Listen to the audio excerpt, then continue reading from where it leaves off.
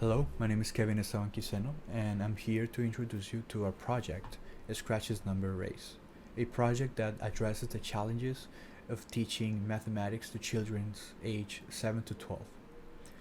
Right now, learning methods are facing a competition from technology and shortcuts, and our project, Scratch's Number Race, was designed to make math both engaging and educational, with a particular focus on fostering learning habits that are more sustainable and enjoyable.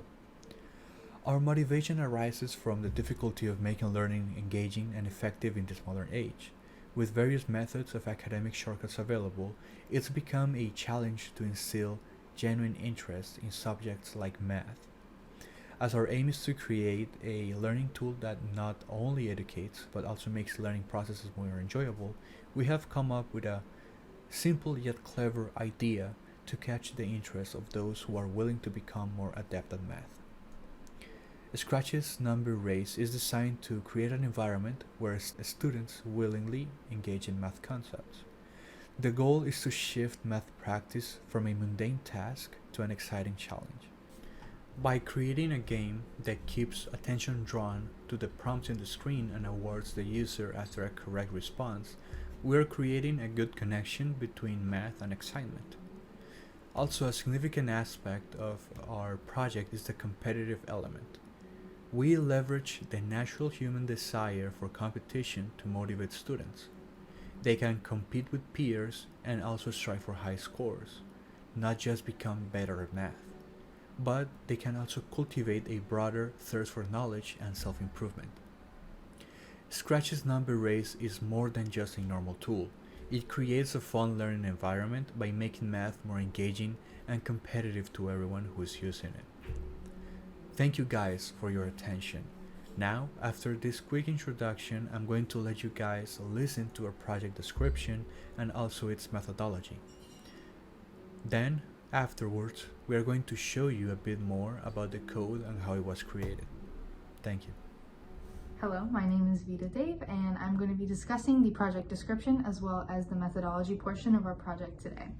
Our project follows a strict code that allows different mathematical equations to be presented on the screen in order for students to complete and advance levels and ultimately complete the game in general. How this works is through a program called Scratch, where we input a code that creates an output of different equations of different signs and varying difficulties. We created a code that allows for our main character in this game, named Sprite, to display a total of 4 sets of 5 problems in each set. When each of these problems are answered correctly, the student is able to advance to the next question, and once 5 of these problems in total are created, the level will change and so will the sign being presented in each equation. For example, if the first level contains 5 questions of addition, the next level will contain 5 questions of either subtraction, and then the next level after that will be multiplication following division. This is just basically a little bit of how the program works. There is also a timer in the top left hand of the screen. This timer allows for the students to maintain a progress check and keep time management in order for them to know exactly what time they completed each level at. And if they do want to make a new attempt, they can try and beat their previous score, and that'll help them be successful in trying to speeden and sharpen their skills a little faster.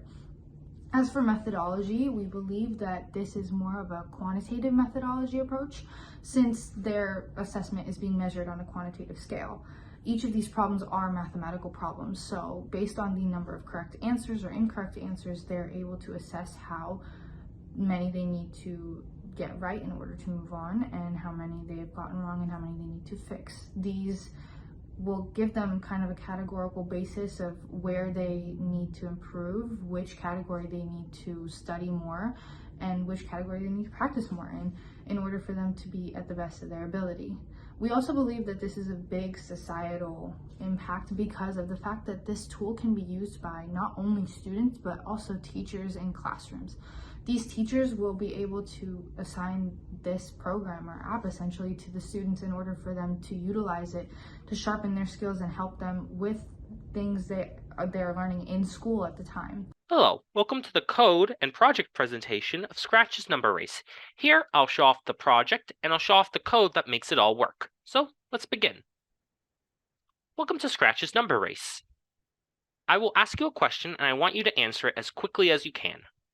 Also, make sure to get the correct answer. There are 20 questions in total. How many can you get correct? Press space to start. So you press space, Scratch will count down, and then it'll begin. Then they will start asking you questions. So for example, here we get 25 plus 5, which is 30.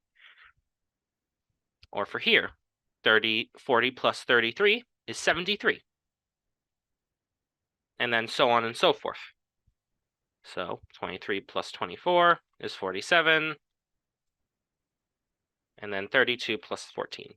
Also, in the top left corner, you could see the timer, which it shall count up for however long you take for the entire questions. And it'll show you how many questions you have gotten correctly. So this would be 45.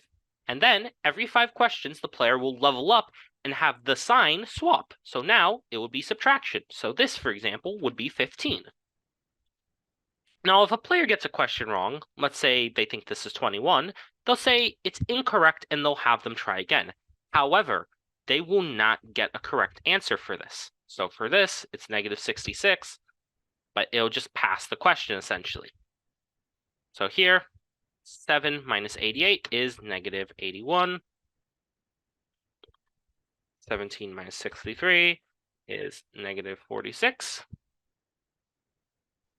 56 minus 16 is 40. So on and so forth. So now, level up, and we'll go to the next set of questions, which is multiplication. So now we get multiplication questions. So 40, 6 times 3, which is 18. 7 times 3, 21. 8 times 6, which is 48. Yes.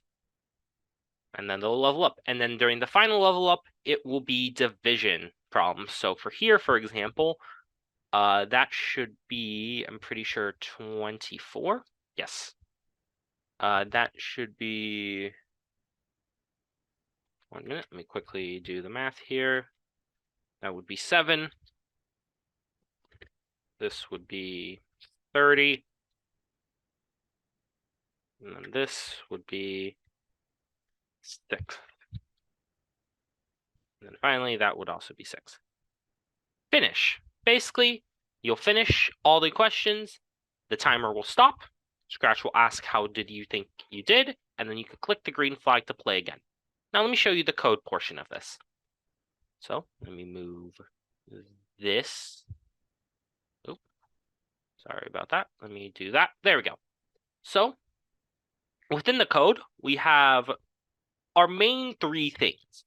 One of them deals with the division questions, one of this deals with the timer, and one deals with generally everything else. So basically, when the green flag is clicked, every variable will be reset and hidden. He'll go through his normal spiel, and he'll wait until space is pressed. Once space is pressed, he'll start it, and then we come across the main formula for the code. Basically, the number is picked randomly. Ask what is blank plus blank. If it is correct, say correct.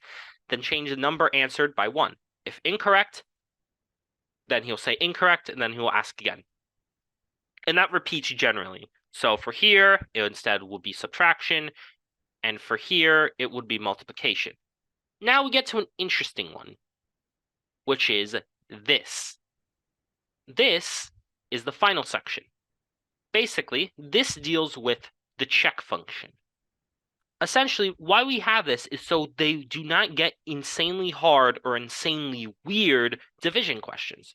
So the division has to equal 0, essentially. So it has to be something that's perfectly divisible. If not, then it will just re-randomize again.